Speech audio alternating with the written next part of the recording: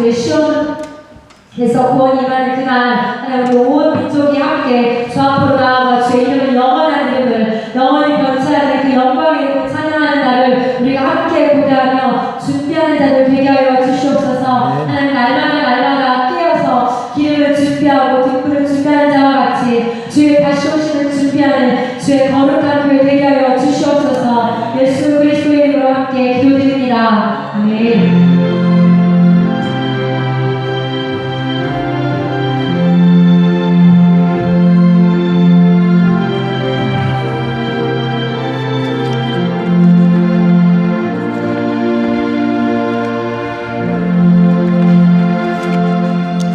오늘 우리에게 주신 하나님의 말씀은 유다서 1장 11절로부터 13절까지 말씀입니다. 유다서 1장 11절로부터 13절까지 우리 화면을 보시면서 함께 한 목소리로 봉독하시겠습니다. 시작. 화 있을진저 이 사람들이여 가인의 길에 행하였으며 삭슬 위하여 발람의 어그러진 길로 몰려갔으며 고라의 패역을 따라 멸망을 받았도다. 그들은 기탄 없이 너희와 함께 먹으니 너희의 애찬의 암초요 자기 몸만 기르는 목자요 바람에 불려가는 물 없는 구름이요 죽고 또 죽어 뿌리까지 뽑힌 열매 없는 가을 나무요 자기 수치의 거품을 뿜는 바다의 거친 물결이요 영원히 예비된 캄캄한 흑암으로 돌아갈 유리하는 별들이라. 아멘. 할렐루야.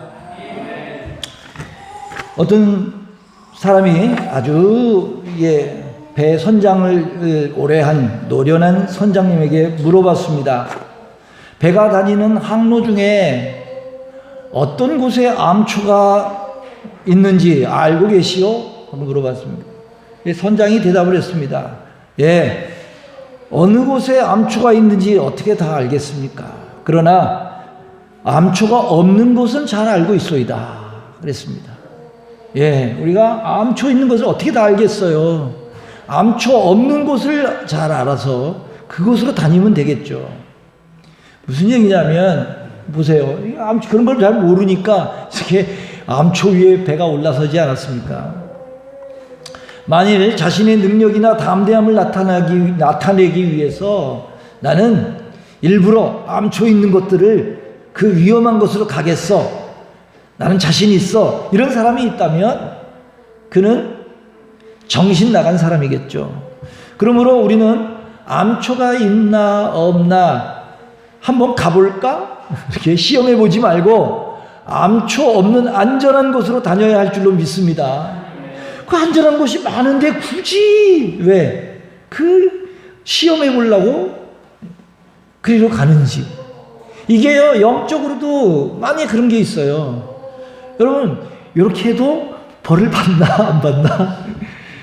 하나님이 계신가 안 계신가? 한번 시험해 봐야지. 그 하나님을 시험하지 말라는 게 바로 그런 말씀이에요. 하나님을 시험하지 말고 우리는 말씀대로 가면 될 줄로 믿습니다. 이거 말씀대로 가면 안전하다는데 안전한 건 놔두고 왜 굳이 시험 삼아 한번 위험한 곳으로 가느냐 그 말이에요. 우리가 안전한 곳을 가르쳐줘도 저런 어린아이들은요 꼭 다칠 곳만 찾아다니거든요. 희한해요. 그게 왜 그러느냐? 왕성한 호기심 때문에 그래요. 그러니까 어릴 때는 또 그런 것도 필요해요. 그래서 막 자꾸 그냥 모험 삼아 해보는 거야. 막 엄마 아빠가 가지 말라는 곳만 또 찾아가. 꼭 그래서 다쳐. 예. 한번 다쳐봐야 또 이 아이가 다시는 안 그런다 그러죠.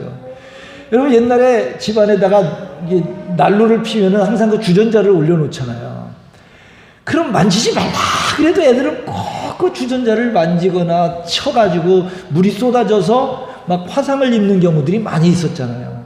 그래서 이제 지혜로운 엄마들은 어떻게 하느냐면 그 아이의 손을 한번 살짝 그 뜨거운 이 주전자에 대보게 하는 거죠. 뭐 자기가 뜨거워 보면 다시는 안 만지려고 하거든요.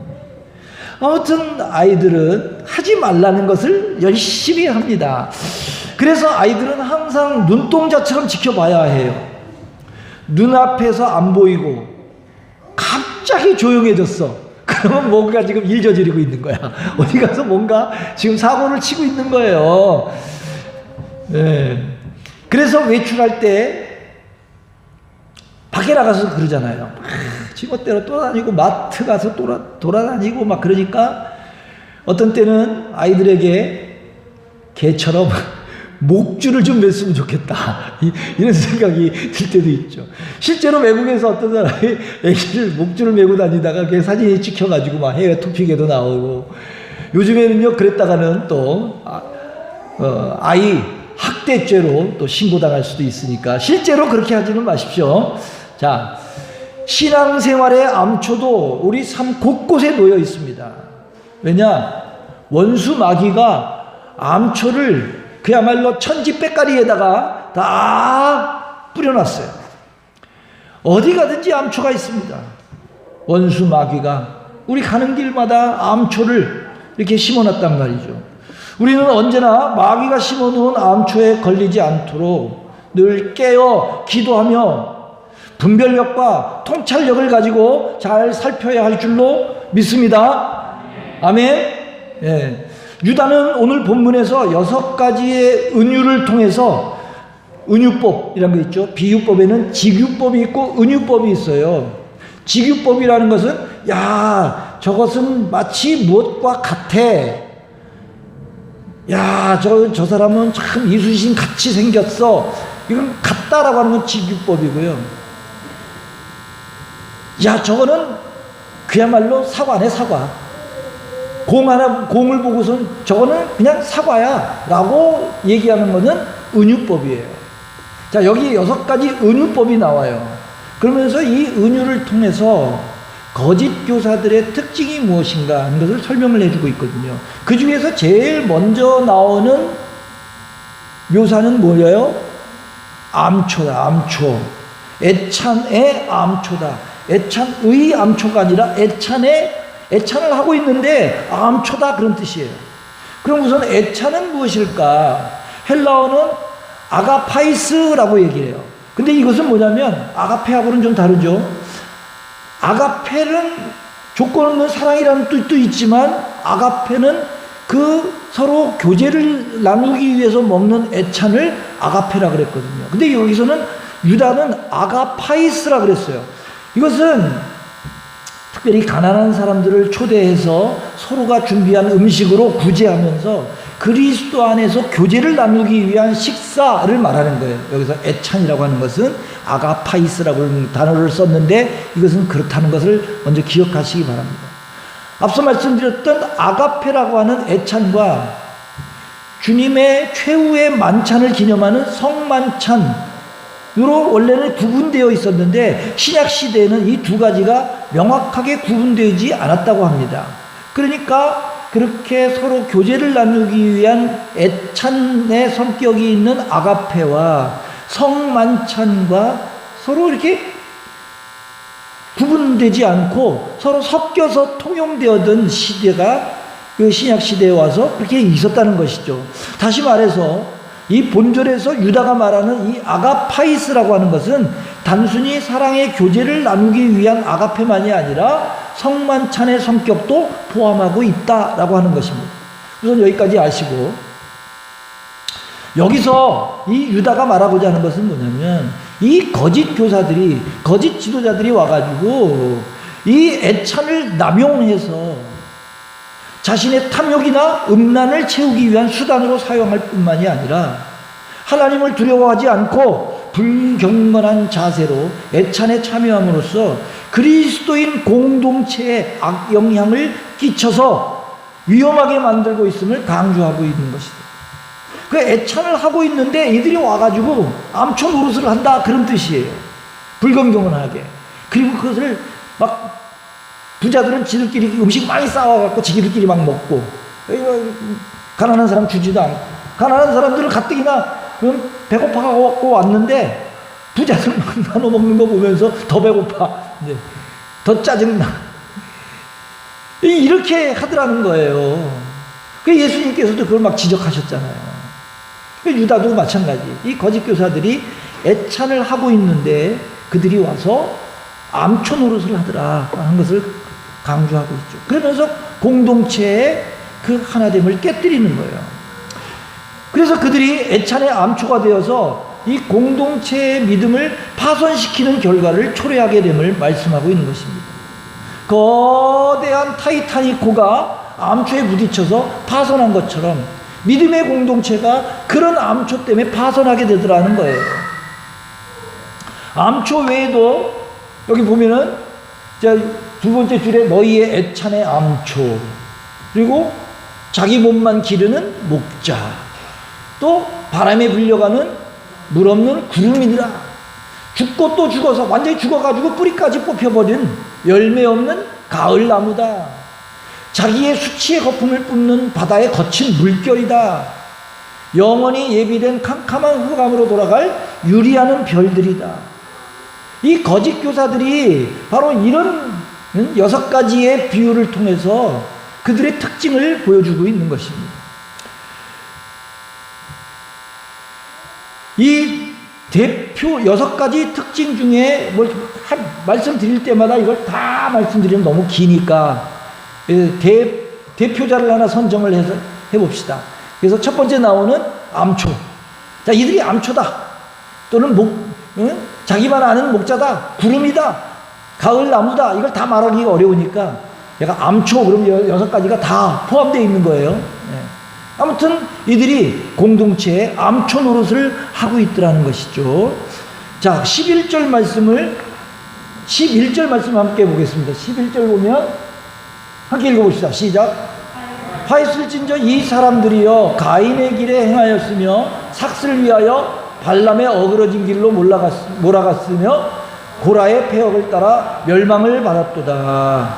자, 그러니까 이 그리스도인 공동체에 암초 노릇을 하고 유리하는 별같이, 그말 별똥별같이 그런 특징을 가지고 있는 이 거짓 교사들이 도대체 무엇이 암초, 어떻게 했기 때문에 암초 노릇을 한다는 것일까? 그것이 지금 11절에서 설명을 하고 있는 것이죠.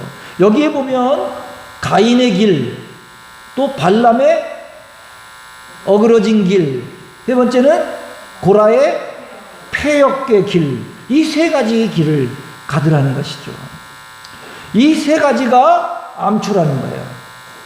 이 3가지, 다시 말씀드려요. 가인의 길, 두 번째는 발람의 어그러진 길, 세 번째는 고라의 폐역한 길. 이 3가지의 길이 암초 노릇을 한다는 것이죠. 그럼 첫 번째가 뭐라고요? 가인의 길.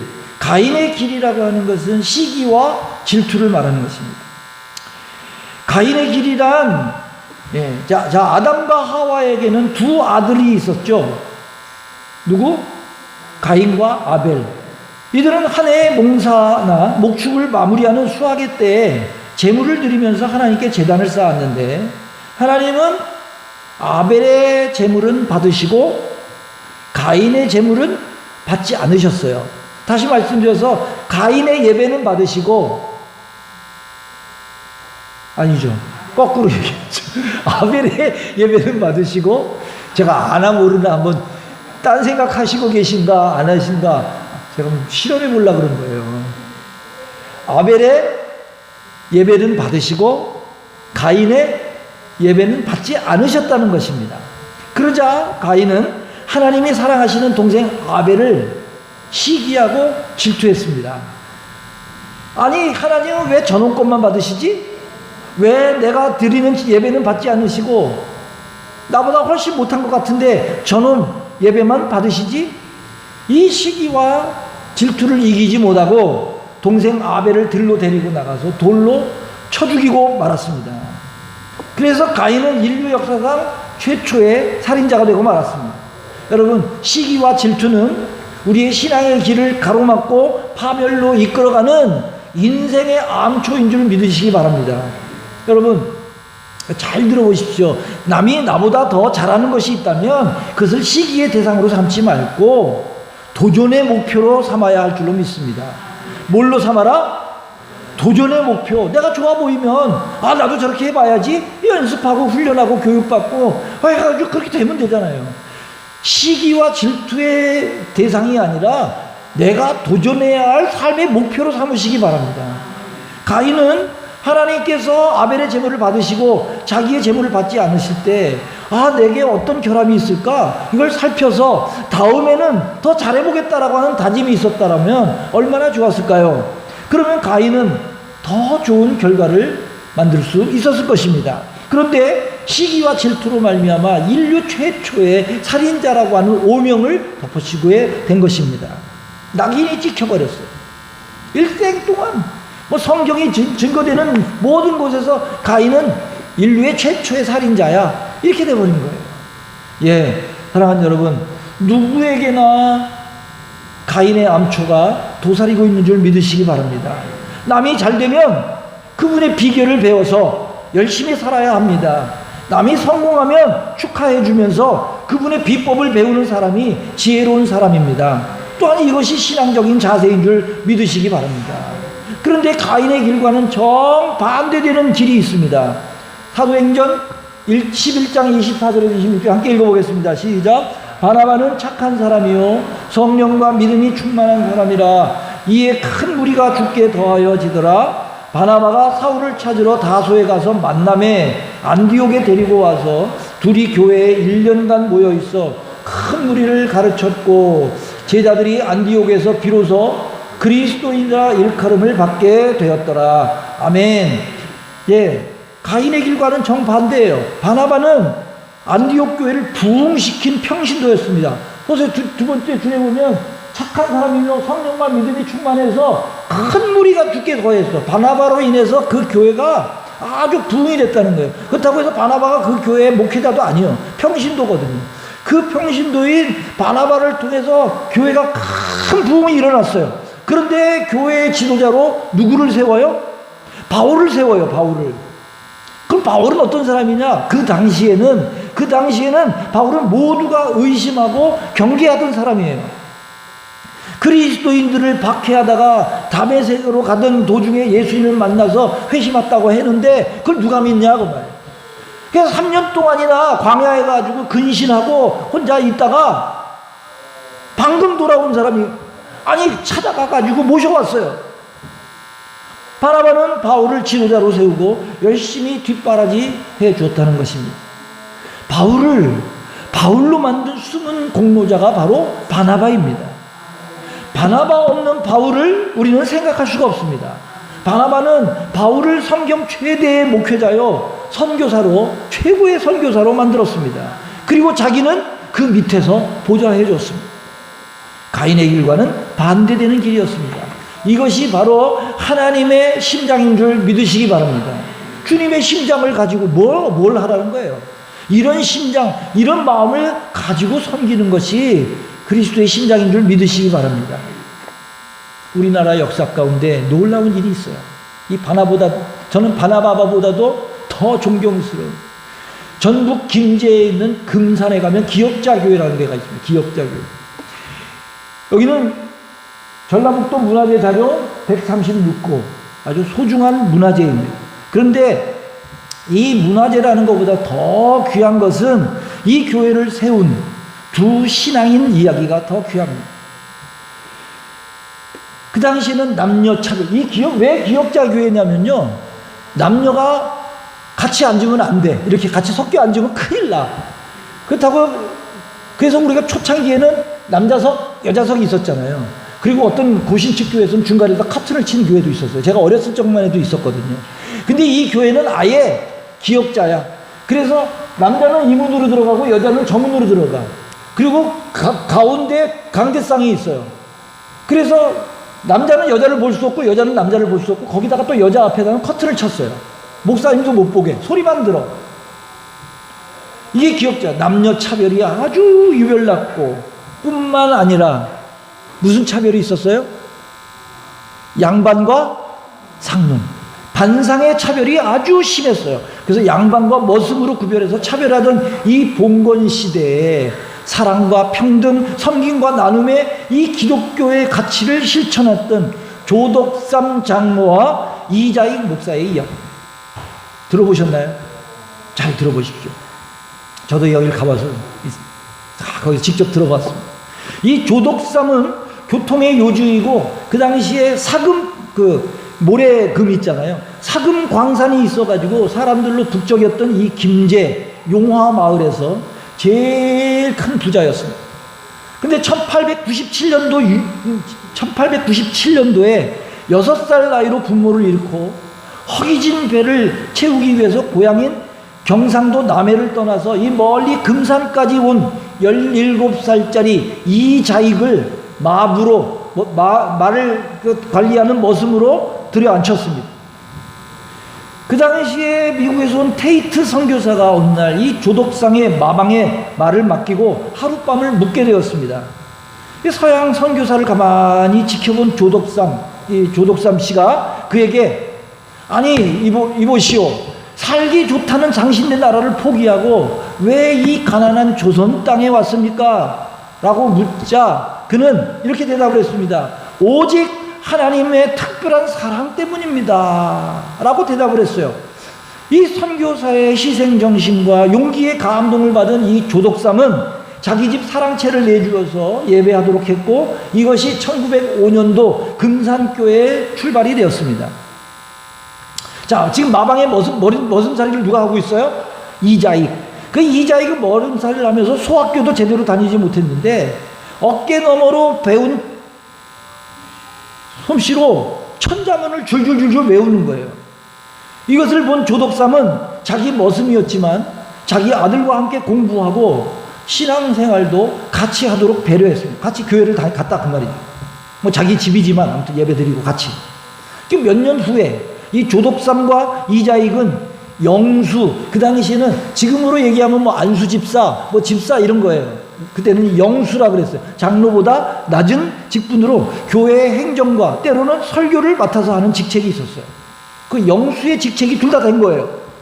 1907년도에 금산교회에 장로 피택 선거를 했습니다.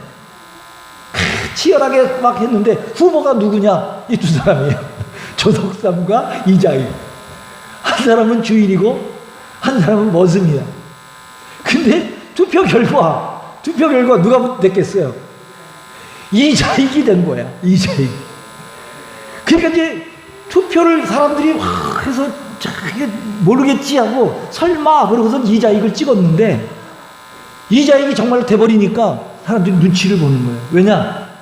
지금 이 조덕삼 씨는 뭐예요? 지주야. 그 집에 가서 자기가 소작도 하고 또 조덕삼 씨가 이 교회를 지금 자기 집에서 하고 있는 거예요. 그런데 조덕삼 씨가 장로가 안 돼버린 거예요. 이자익이 된 거야. 머슴이. 그 사람들이 눈치를 보고 있는 거예요. 눈치를. 야, 이거 어떡하지? 얼마나 화가 날까? 이거 이제 우리 교회에 여기서 예배 드리지 말라고 쫓아내면 어떻게 할까? 너 당신들 이제 나 안 뽑았으니까 소작 그만하시오 하고 땅을 다 빼앗아 버리면 어떨까? 뭐 이런 마음들이 있었겠죠. 근데 이 조덕삼 씨가 뭐라 그랬느냐? 이거 한번 읽어보십시오. 우리 금산교회 성도들이 참으로 훌륭한 일을 했습니다. 이자익 영수가 저보다 더 열심입니다. 사랑하는 성도 여러분, 이 이자익 장로님을 모시고 우리 한번 잘해봅시다. 이런 거예요. 이 조덕삼 씨가.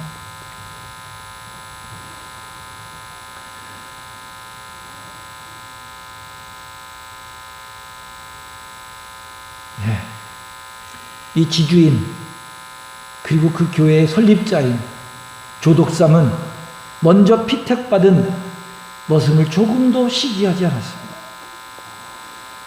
장로가 된 이자익 영수는 저보다 신앙의 열의가 훨씬 높습니다. 이분을 뽑아준 건 우리 교회에 정말 대단한 일을 한 것입니다. 대단히 감사합니다. 이 지주인 조덕삼은 먼저 피택받은 머슴을 조금도 시기하지 않았습니다. 장로가 된 이자익이 이 테이트 선교사를 대신해서 강단에서 설교할 때면 이 조덕삼은 교회 바닥에 꿇어 앉아서 설교를 들었습니다. 물론 이제 집에 돌아가면 이자익이 조독삼을 또 주인으로 깍듯이 섬겼습니다. 내가 장로인데 이런 게 아니고 집에서는 머슴이니까 집에 가면 또 깍듯이 주인으로 섬겼습니다. 조독삼은 자기 머슴을 섬겼을 뿐만이 아니라 이 이자익 장로를 평양신학교에 보내요. 그래서 목회자로 만드는 거예요. 학비는 물론 가족의 생활비까지 다 지원해 줬습니다. 이 조독삼은 3년 뒤에 비로소 장로가 그렇게 이제 이자익을 세우고 신학교육을 시키고 그 후에 3년이 지나서야 비로소 장로가 되었습니다. 1915년도 이자익은 금산교회 2대 목사로 부임을 합니다. 그 이자익을 목사로, 담임 목사로 적극 청빙한 사람이 누구냐 하면 이 조독삼 장로예요.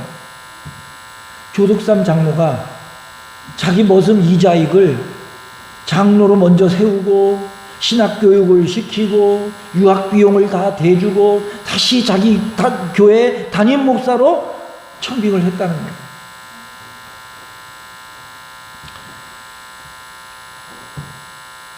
우리 한번 데살로니가 전서 1장 6절 7절 함께 읽어보십시다. 시작.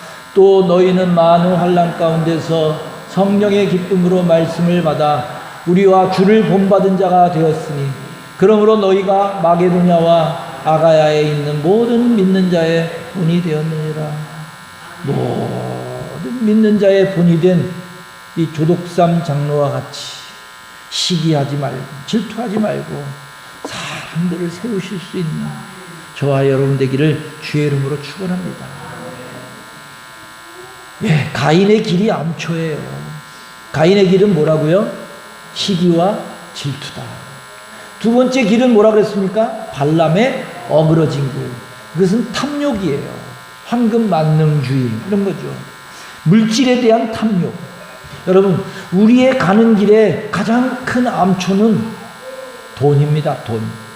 발람은 자신에게 약속된 커다란 보상에 대한 탐욕 때문에 모압 왕 발람 왕의 요구를 거절하지 못하고 이스라엘로 하여금 우상 숭배와 음행에 빠지도록 한 배교의 책임을 가지고 있습니다.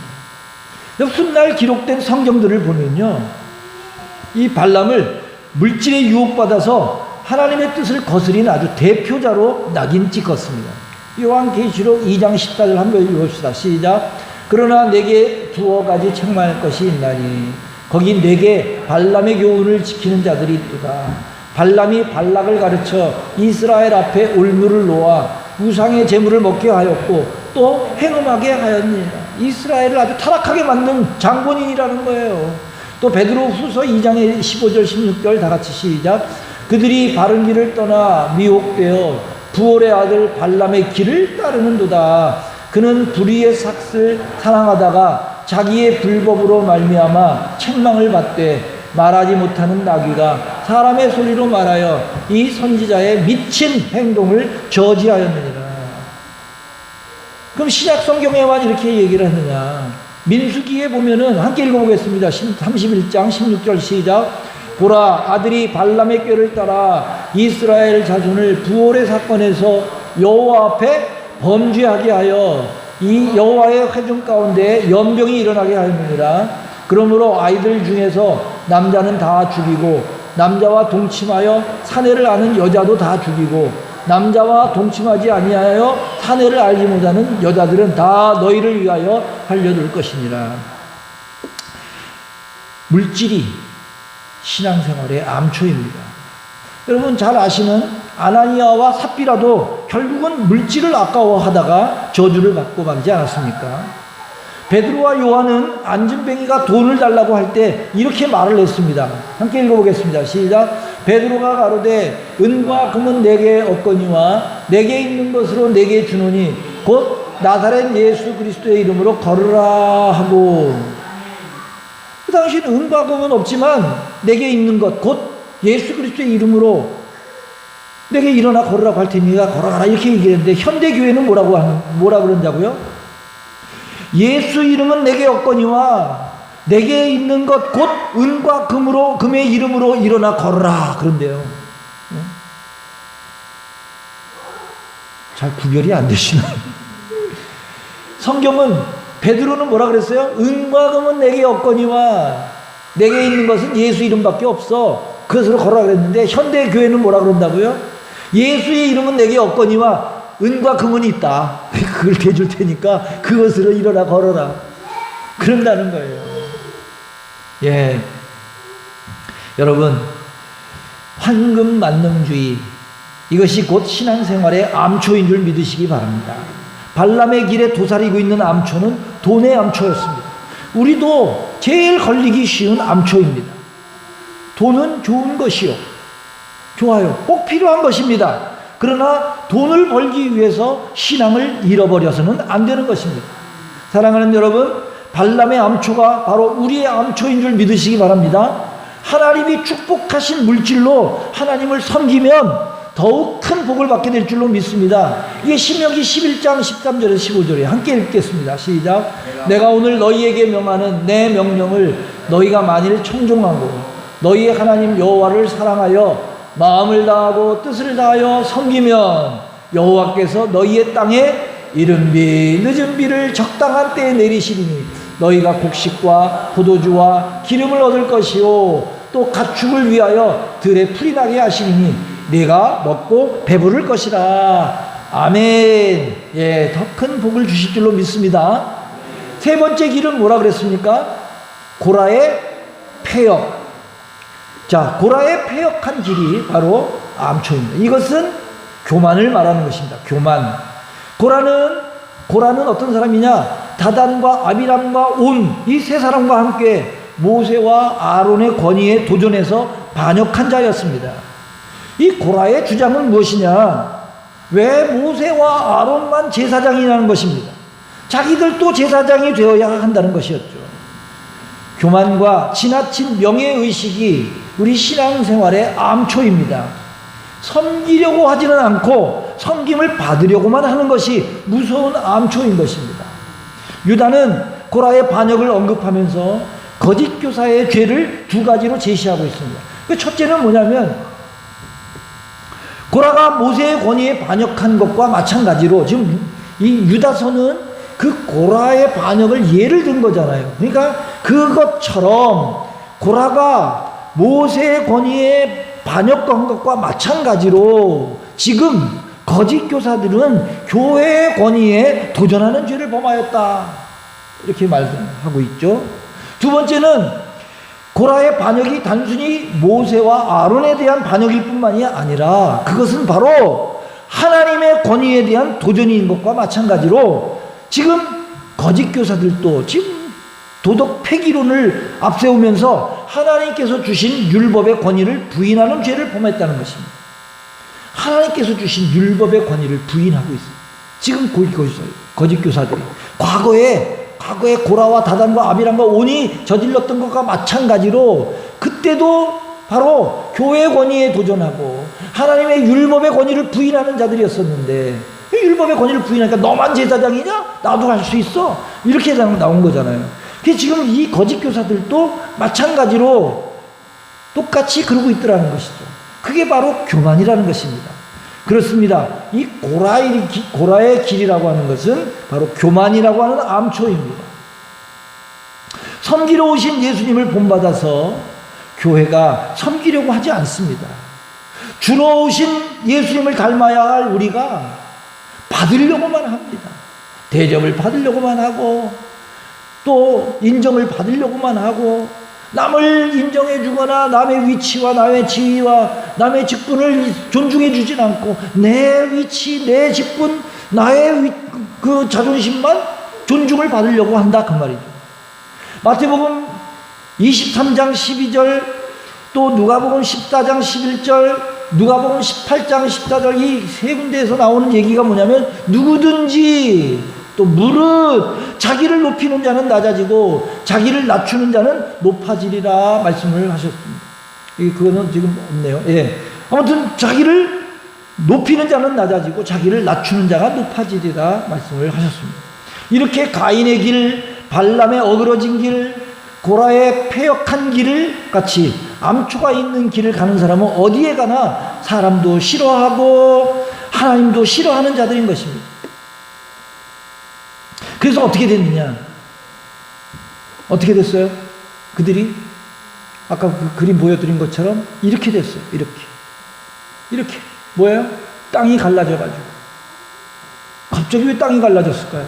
지진이 일어나가지고. 민수기 16장 31절에 32절 함께 읽어보십시다. 시작. 그가 이 모든 말을 마치자마자 그들이 섰던 땅바닥이 갈라지니라. 땅이 그 입을 열어 그들과 그들의 집과 고라에게 속한 모든 사람과 그들의 재물을 삼키매. 또 민수기 16장 49절 시작. 고라의 일로 죽은 자 외에 연병에 죽은 자가 14,700명이었더라. 이렇게 되더라는 것이죠. 예, 그렇습니다. 고라의 길은 바로 교만의 길입니다. 교만의 암초. 하나님이 가장 미워하신 것 중에 하나가 교만이죠. 교만 때문에 하나님처럼 되려고 하고, 교만 때문에 먹지 말라고 하는 선악과를 따먹게 되고, 우리도 하나님처럼 될 수 있어. 우리도 하나님처럼 선과 악을 분별할 수 있어. 교만 때문에 바벨탑을 쌓게 되고, 교만 때문에 망하는 것입니다. 누구든지 자기를 높이는 자는 낮아지고 누구든지 자기를 낮추는 자는 높아지리라. 할렐루야. 자, 이렇게 가인의 길, 발람의 어그러진 길, 고라의 폐역같이 암초가 있는 길을 가는 사람은 어디에 가나 무엇을 하든지 사람도 싫어해요. 사람도. 그리고 하나님이 싫어하는, 미워하는 사람들인 줄 믿으시기 바랍니다. 우리는 신앙생활의 암초를 제거해야 합니다. 이 모든 암초는 결국은 누가 주는 거예요? 우리의 원수 마귀가 주는 것들입니다. 사랑하는 여러분, 오늘 지금 이 시간 성령님께서 도와주셔서 우리 신앙생활의 모든 암초를 다 제거하고 시온의 대로가 열리게 되기를 주님의 이름으로 축원합니다. 가인의 길로 가지 마십시오. 발람의 어그러진 길로 가지 마십시오. 고라의 폐역한 길로 가지 마십시오. 재미가 없으니까 이렇게라도 웃기려고. 고라의 폐역의 길로 가지 마십시오. 시기와 질투의 암초를 버리시기 바랍니다. 탐욕, 물질에 대한 탐심, 황금 만능주의를 버리시기 바랍니다. 교만의 암초를 제거하시기 바랍니다. 그래서 주님께로 가는 시온의 대로가 열려서 저 하나님 너무 놀라운 그 교통 가운데 은혜와 축복이 여러분 가운데 임하시기를 주님의 이름으로 축원합니다. 함께 기도하시겠습니다. 거룩하신 하나님 아버지, 우리 인생에 가는 길에 암초가 있습니다. 그 암초는 우리의 원수 마귀가 곳곳에다가 심어놓은 것입니다. 때로는 덫을 뿌려놓기도 합니다. 그 덫에 걸려서 꼼짝 못하게 마귀의 종로로 탈 때도 많이 있습니다. 오늘 유다는 이 세 가지의 암초에 대해서 우리에게 가르쳐주고 있습니다. 하나님, 우리가 그런 암초를 이길 수 있게 하여 주시고 제거할 수 있게 하여 주시고 다 차단해서 버리게 하여 주시옵소서. 가인의 길을 가지 않게 하여 주시고 발람의 어그러진 길을 가지 않게 하여 주시고 고라의 폐역한 길을 가지 않도록 하나님 지켜주시기를 간절히 원합니다.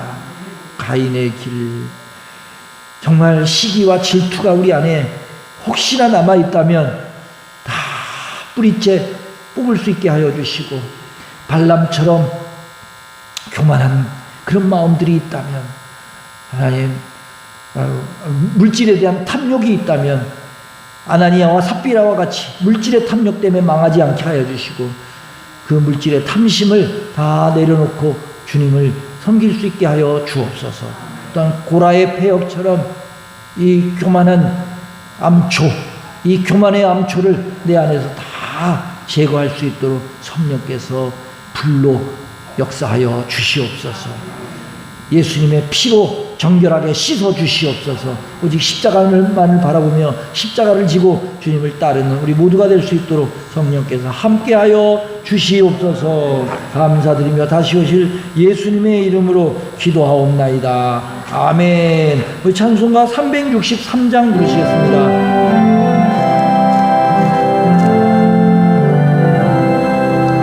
내가 깊은 곳에서 주를 불러 아뢰니 주여 나의 간구를 들어주신 마라고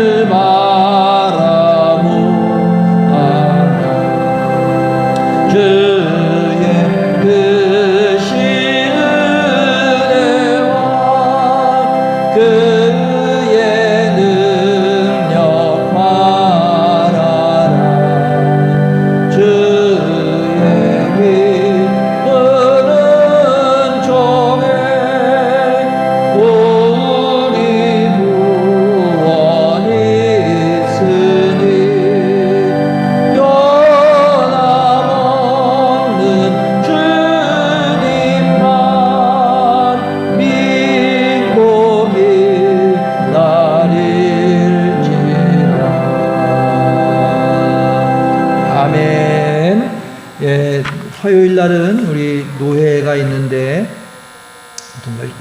정말 조심하느라고 여러 방법들을 찾아서 5개 교회로 흩어져서 하는 겁니다. 본부 교회가 있고 시찰별로 4개 시찰이 각자 흩어져서, 그것도 넓은 교회여야 되기 때문에 성안교회, 성안교회에서 한 5, 60명 모이는데 무슨 문제가 되겠습니까? 성안교회, 영락교회, 서귀포교회, 이런 큰 교회들이 모여서 다 흩어져가지고 앉아가지고 이제 회의를 하고 화상으로 회의를 한다는 것이죠. 그것도 오전에만 이렇게 하루만 이렇게 하게 됩니다. 모든 것은 서류로 다 하고, 그래도 아무리 조심해도 아무튼 문제가 생기면 또 문제가 되는 거예요. 그래서 또 기도해 주시고, 짧은 노회지만 또 그야말로 성노회가 될 수 있도록 기도해 주시기 바랍니다. 다니엘 기도회 11월 1일부터 20일까지 여러분 딱 작정하시고 한번 이번에는 정말 영상으로 하는 것이 지금 많이 우리가 익숙해졌는데, 그동안에 해왔던 아마 준비하고 그동안 훈련되어졌기 때문에 더 은혜가 될 줄로 믿습니다. 우리가 영상으로 함께 여기 모이셔서 우리 다 흩어져서 모이시면 되니까 모이셔서 또 마스크 쓰고 오시고, 그래서 다니엘 기도에 많이 참여하시고, 이번 특별히 강사진들이 보면 아주 기대가 됩니다. 특별히 목회자들이 아니라 그 모든 삶의 현장에서 큰 간증이 있는, 그리고 세계적으로 그 어떤 자기 분야에서 뚜렷한 어떤 업적을 남기신 분들, 아니면 또 그런 업적을 위해서 기도하고 있으면서 은혜 받으신 분들, 살아있는 간증을 통해서 우리에게 말씀을 증거하니까 참여를 하시고, 정 참여하기가 어려우신 분들은 유튜브를 통해서라든지 또는 여기 무슨 교회죠? 오륜교회 홈페이지에 들어가시면 거기서 또 실시간으로 방송하는 게 있습니다. 방송으로라도 이렇게 참여하시면 좋겠습니다. 근데 이제 방송으로 참여하는 것이 때로는 집중이 안 되고 또 은혜가 좀 약할 수가 있어요. 그래서 같이 모여서 찬양하고 이렇게 기도하고 말씀을 듣고 은혜를 나누는 이 현장의 축복이 있는 거거든요. 그렇게 많이 참여를 해 주시기 바랍니다. 또 기도의 제목들을 여러분들 그 배너를 갖고 가셔서 잘 작성을 하시고 또 출석 체크를 스스로 이렇게 해 보시면서 한 번도 빠짐없이 한번 21일 동안 작정을 하고 내 이 기도 제목 반드시 이룰 것이다, 반드시 들어주실 것이다 확신을 가지시고 다니엘 기도에 참여하셔서 많은 은혜를 나누실 수 있기를 바랍니다. 함께 기도하겠습니다. 이제는 날 구원하신 예수 그리스도의 은혜와 하나님 아버지의 극진하시고 지극하신 사랑과 성령의 감화감동 위로 교통하시니 우리 인생의 모든 암초를 다 제거하고 오직 하나님과 우리 사이에 시온의 대로를 열기 원하는 당신의 사랑하는 백성들 머리머리 위에 이제로부터 영원토록 함께 하시기를 간절히 축원하옵나이다. 아멘.